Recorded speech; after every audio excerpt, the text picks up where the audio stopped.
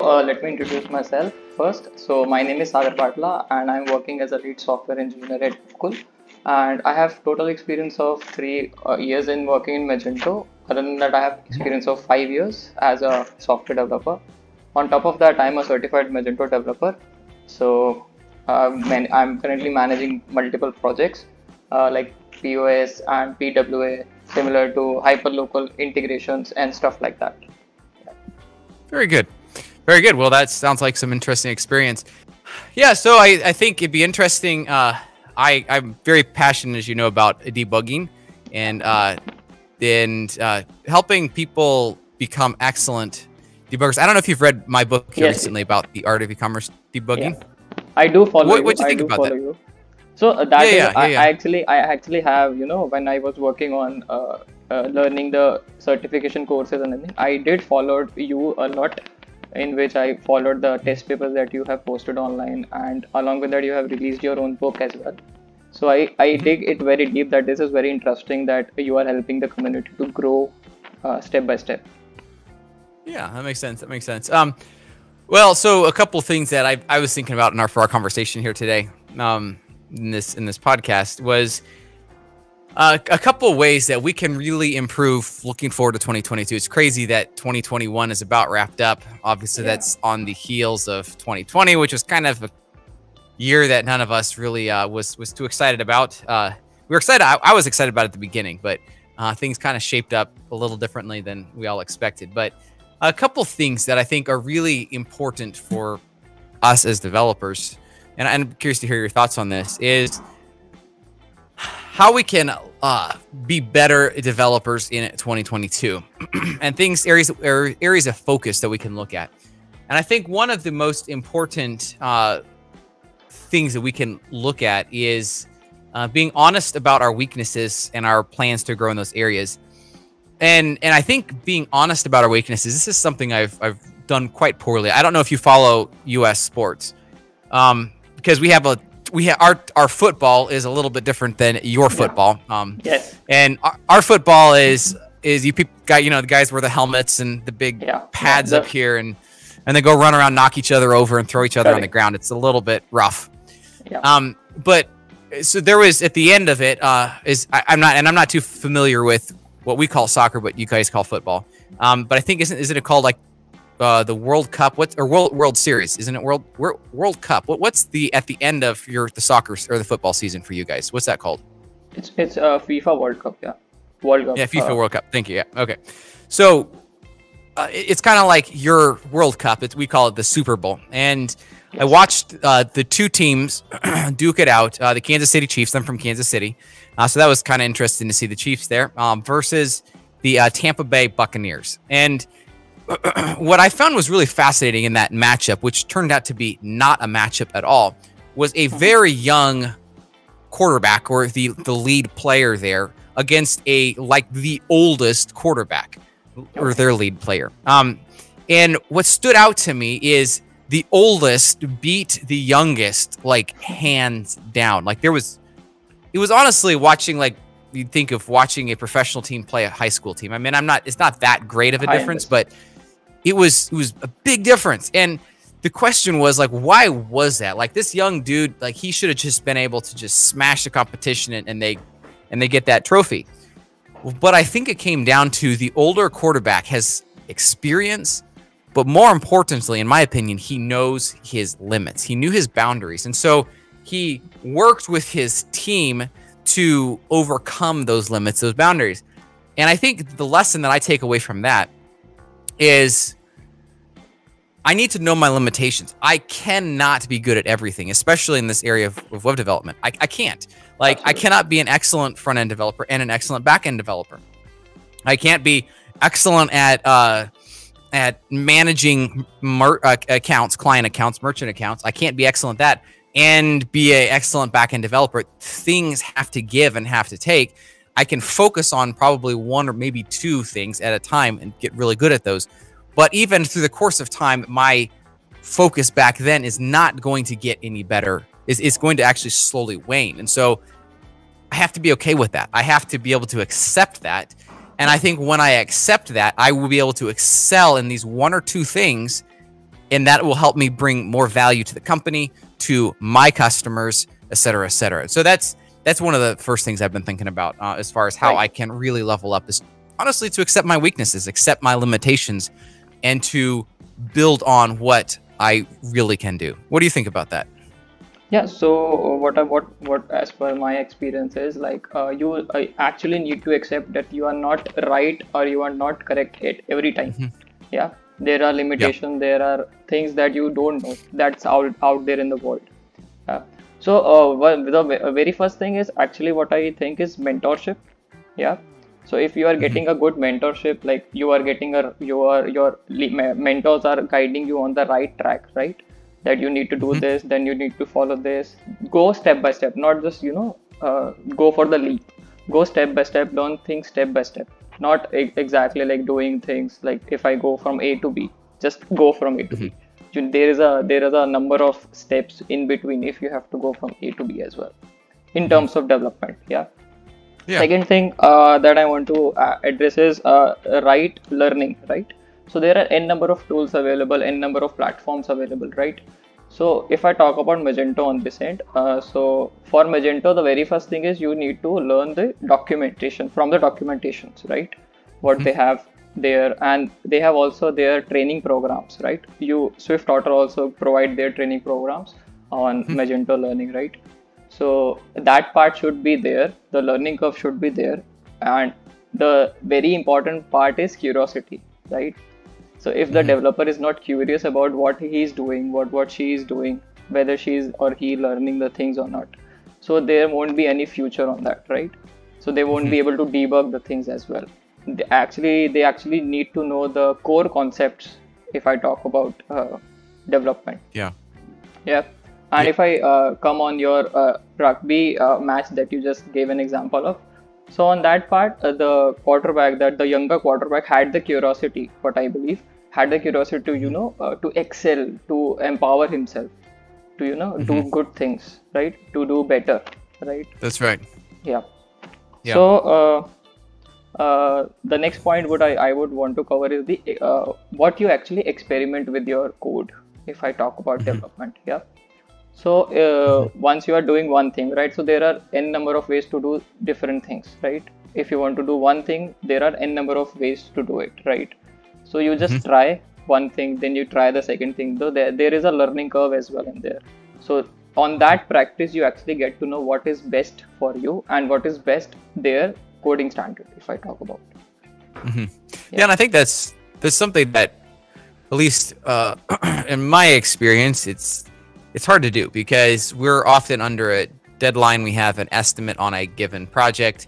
We have to be able to hit that. And so unfortunately, rarely is there the time allotted to be able to do experimentation. But I think experimentation is really good and really helpful. And so I'm honestly not sure of a way that, or maybe you guys have that built into your processes or systems, but I think that would be really an interesting concept if there was just, the problem is you really hate to build a merchant for experimentation, right? So it's, that's kind of a sticking point, but ultimately it comes back to the systems integrator, the agency, whatever you want to call it, being able to offer a little bit extra time. And I know that's something that we do internally for a number of our employees is who've requested it to give them time, X amount of time every day to be able to just spend on training activities or preparing for certification or experimenting, those sort of things. And I think that can be really helpful for, as long as it's done in a guided way, because if it's not done in a guided way, I think it tends to, again, in my experience, it tends to just kind of be some extra free time in the day, which is fine. Like there's nothing wrong with that. I think the value is lost toward the end goal of really making somebody an expert or a great developer, and that process there is really the training can be incredibly instrumental in achieving that goal. Yeah, still on that part as well. So you see, learning or experiment is one thing that comes from inside, right? So there are people that only do work just to complete the work. Like there are different people who actually do work to learn and scale themselves on those things, right? So they would fetch out extra time for themselves as well, for on their self skill learning ability would gradually increase, right? So not only on the project. So if I'm doing a project, if I'm building a module, right, and I know I am facing some problem and I know the solution to fix it, but I just wanted to do, experiment on that. So I will take a I will do it on my spare time, on weekends or after office, right?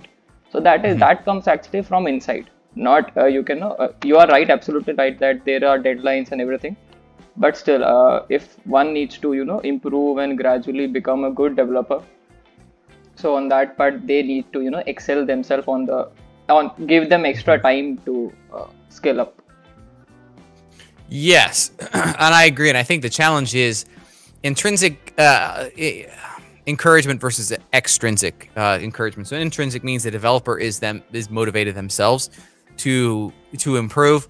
And to be frank, that's not always the case. Like, and I think it's especially difficult. A lot of, at least here in the United States, I don't know what it is for other places in the world, but people are really busy. Especially if you have kids, soccer games, or any type of other sports, and just kids' involvements and activities and that kind of thing ends up taking a lot of time.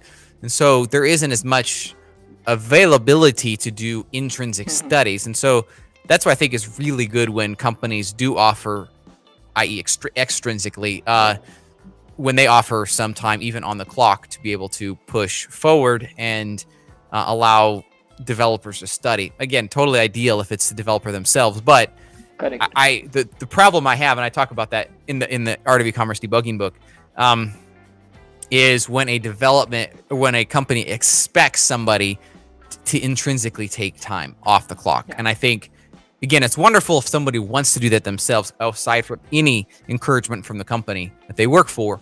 But it's another thing when the company is pushing and telling people, hey, you need to take time. And I've seen people work, especially some places overseas, I've seen people work, 12, 14-hour days. And that kind of zaps any energy out of somebody, especially with the goal of then becoming better at their profession. You see what I'm saying there? Yeah. I totally understand that. Very good. So I think the other thing that I've been thinking about is just being a part of the right developer communities. And there's actually, I'll put a little shameless plug in here for our developer community. It's swiftotter.com/Slack. We're pushing 2,000 members in there, and I couldn't be more proud of that community. People ask really good questions. There's some great conversation that happens in there, and that is a quality community. Honestly, I spend a lot of time in there myself, answering questions, providing feedback. My goal is it's kind of like a Magento Stack Exchange done right, but in a more in a less defined way. So obviously it's doesn't help search engine optimization or anything like that. It's just a community. And I really enjoy the community aspect of it. But no matter what the community is, whether it's the Magento Community Engineering Slack channel or whatever community, I think it's really important and valuable that developers are somewhere that they can ask questions, because being in a silo, having nobody to ask questions of is a really lonely place to be. And it's not just lonely, it affects the quality of our output, because we're not being challenged. Like, we can challenge ourselves, and that's great. Like, that is really good. But its next step is to actually be challenged by other people. And that's why I like listening to my Smash the Bug podcast. I think another shameless plug there.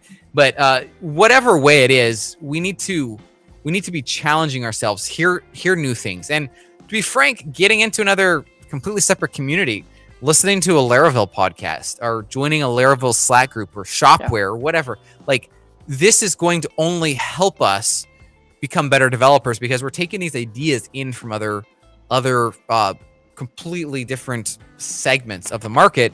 They're still on PHP. We're going to learn new functions or how people are using new PHP 8 features or things like that. Whereas, we might not originally be thinking of it like that. Does that make sense? Yeah, totally. So on that point only, I want to add, like, see, it's just as you said that community is the one thing that people should go and they can join Laravel community, Shopware community. If I talk about Magento on this end, so Magento doesn't have React as in their core, right? They use Knockout and require.js. So what in our organization we push people to work on React, try to figure out the ways where we can use React into uh, Magento itself using the front That's end, right. or whether creating applications outside the Magento which actually uses the APIs with respect to headless and everything. Yeah. So that is one thing where the people can explore and see options, and learn new skills. Okay. Yeah, that's good. That's good. That does make sense. And then the other thing is, I you know me, I'm a big proponent of certifications, and I think the certification itself, while it is valuable, I like to tell people, and it's a bit of a shock when I say this, it really is about 10%, in my view, of the total value that a developer obtains, having that actual piece of paper. And that's where, people talk about question dumps and how you can, kind of get the questions and answers so you can memorize them and then ace the test real quick without having to do much extra study. I think those really come back to bite the candidate, because the 90% of the value, i.e. studying, is where the improvement actually comes. To be honest, Absolutely. it looks nice to have a certification on your LinkedIn or tagline of an email or business card, one of those things. But at the end of the day, when it comes back to how does one prove their value, their worth, and that really comes through the conversations, the output, the projects one is able to tackle. Yeah. And it looks really bad if somebody has a certification, but they can't even tackle some of the most basic projects, or they can't have a basic conversation about requirements or the capabilities that Magento offers, because they literally didn't do their studying correctly. So that's where I'm a big proponent of let's focus in on the actual, how do I say this, on the studying, and view the studying as really the primary objective, whereas the taking the test is literally the icing on the cake. It's necessary and it's important, but it's the study, it's the process of getting there that is the most important part. Yes, I totally agree with you on this. So what mistake that the developers make is they just find out the questions from the internet, whether it will say, for example, if I talk about the associative developer exam of Magento, that is pretty easy, right, to crack it. So what people do is people post questions, and the developer who is giving the exam learn from the question, and they learn the answers as well, right? So when they give the exam is cleared. That is fine. But when they go into expert level and they go onto professional level, right, where they actually need to learn the core concepts and the documentation from the documentation and everything. So then comes that they are not able to crack the exam, right? So then they realize that they have to, work on their study material, work on their concepts and everything. So that is a harsh reality. People do these things. But on contrary, there are people who actually learn from the core concepts. They dig deep into Magento, or if they are doing any other program or any other framework, they dig deep, right? If there is any problem, as I said in the earlier conversation, that people actually experiment, right? When there is a curiosity of if I'm doing something, I have a curiosity that is there any other way to do it, or is there any better way to do it, right? And right. Most important thing is actually to understand what your negatives are, what you don't understand. If you are learning from the documentation, if it's not clear to you, then you need to go on Google, search, study, gather information, talk to your mentors, talk to your seniors, talk to other developers, talk to the community, right, to get the correct answer, right? So that is also a very good part where the developer needs to work. Yes. Yes. And one thing just to say back on the associate developer, what you're mentioning there is what some developers do in sharing the questions. I very strongly would be against, just as a little thing just to throw out there. And I know you weren't recommending yourself at all. But yeah, sharing the questions is actually not helping people. And it's just for your listeners there. It's just not helping people because there's again, it encourages people not to study, and by encouraging people not to study, if they can pass the test, which I have no doubt that some people can, just through that process, the end result is they're not qualified. They're not able to. They really shouldn't be able to pass the test, and it makes every other associate/professional developer look bad. Because they're like, well, you got the certification, but you don't know what you're talking about. Is the next person going to be like that too? Absolutely. And so sharing those not only breaks the NDA that we've signed with Adobe, but it also ends up in the long run making all the rest of us look bad. And yeah, I'm not a proponent of that myself, but yeah, that's how it works sometimes. Yeah, even though in the past, if I take interview of some associate developers, certified developers, so if I ask some questions related to Magento or some core questions, so they are not able to answer that. So that disheartens me, right? Like, why you have done the certification if you're not able to answer the question. That's right. Yeah. Absolutely. Yep. I totally get that. So yeah, those are the three things that I've been thinking about as far as how we can get better in 2022, of course. And I will put a plug in for this as well, is that we are going to be running our certification challenge again this next year. I am incredibly stoked about it. We've done it. This will be our third year in the counting. So there's been a lot of people certified, and we kind of blew out the prizes last year. Everyone got a special T-shirt, a really cool T-shirt. Everyone who got certified got one, and that was a significant expenditure for us. We shipped it free all across the world, but I am really stoked about this year. I'm not exactly sure. We haven't fully nailed down what we're going to be doing this year, but yeah, it's going to be great, and looking forward to helping more people get certified. Definitely, I'll be a part of it. Definitely. Nice, very good. Well, yeah, it was great talking with you, and definitely appreciate being brought on, and hope you have a good day. Thank you. It was great meeting you.